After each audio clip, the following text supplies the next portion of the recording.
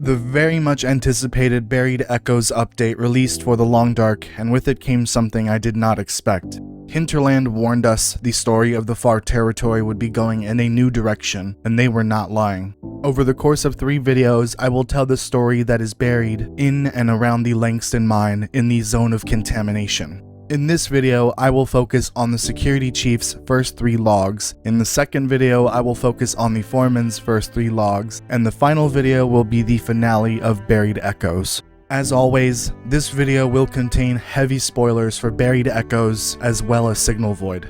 Before I continue, please make sure to leave a like, comment your thoughts, and watch to the very end to help the video analytics. Buried Echoes begins with the initial quest step to explore the Langston mine and find remnants of the Rudiger project.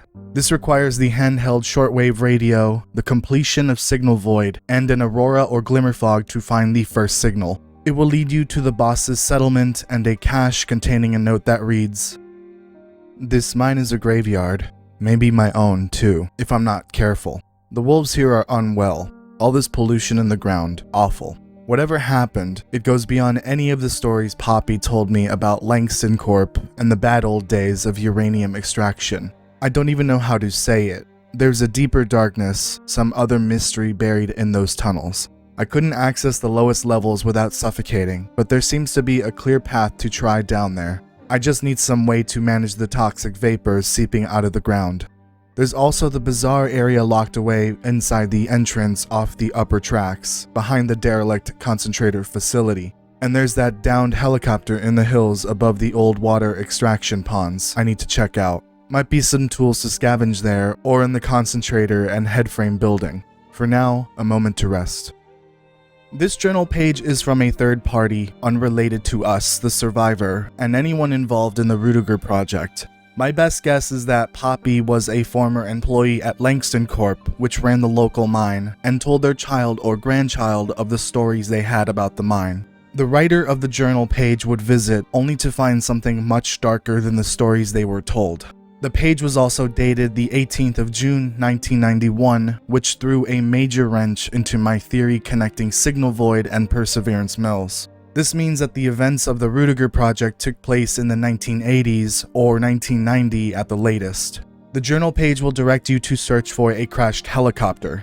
After finding the correct one using the radio, it will direct you to the hidden transponder cache next to it. Within it is the first major narrated note by the security chief for Buried Echoes. Security Chief's log 31 reads,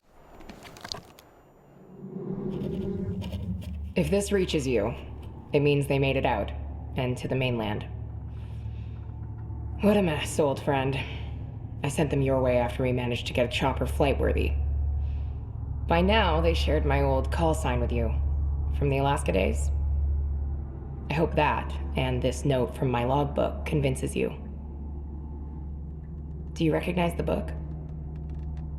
Do you remember it? It's gone bad over here. And strange beyond anything. But it's on me now. And there are others still missing down below. Take care. And keep an eye on the horizon. You never know. For Toasty." This first log expands on the security chief and her past. She is attempting to contact someone she knows that is close to her. They mention this person will recognize the book the log was written in and her codename Vertaski. It seems they might have worked together before, potentially at another job site in Alaska. Another important thing to note is that this log was supposed to reach someone via helicopter, but it never did.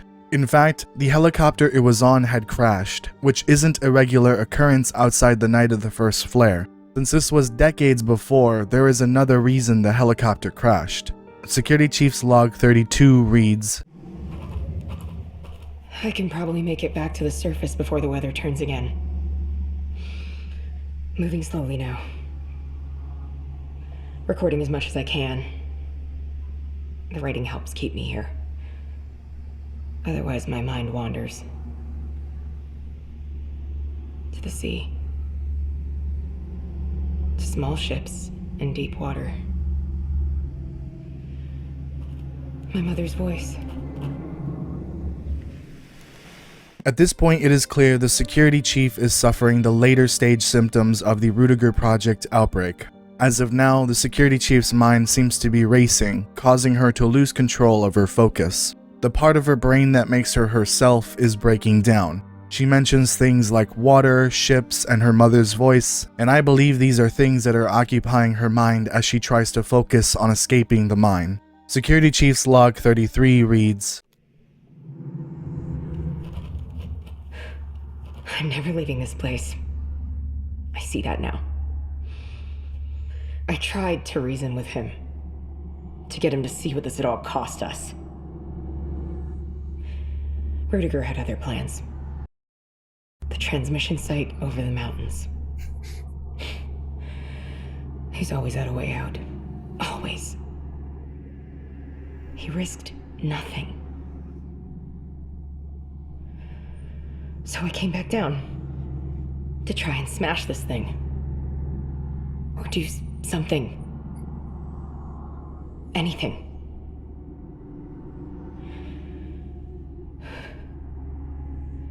I think I'll just close my eyes for a little while.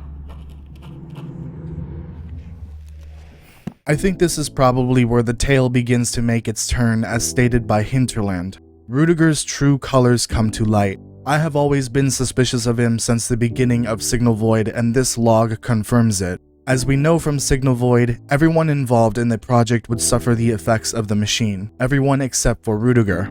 It seems now we know he had a way to escape the machine, minimizing the risk to himself while everyone else suffered. The security chief intended to make things right by destroying the machine, which is why she returned after the project ended and most of the workers had evacuated. The security chief's journey back to the mine gives us another look into the end stage of the Rudiger project. We now know that most of the team was evacuated to the mainland, but what about the others? It is possible that I missed something, but it sounds to me that some people were left behind on purpose. As I had suspected, the truth is revealed about Rudiger and his evil. His story will continue through the rest of this series. In the next video, I will be focusing on the Foreman, a new character, and their first 3 reports. If you watched to the very end of the video, I just want to say thank you so very much. I also want to thank everyone that supported me when I released my Signal Void and Perseverance Mills connection video the day the tale was released. That day I felt so supported by this wonderful community, and I cannot express how grateful I am to be a part of it. If you enjoyed the video, please make sure to comment, like, share, subscribe, and hit the notification bell. And if you can, become a member to further support the channel and earn some exclusive rewards. If you can't, I understand. Shout out to my current members.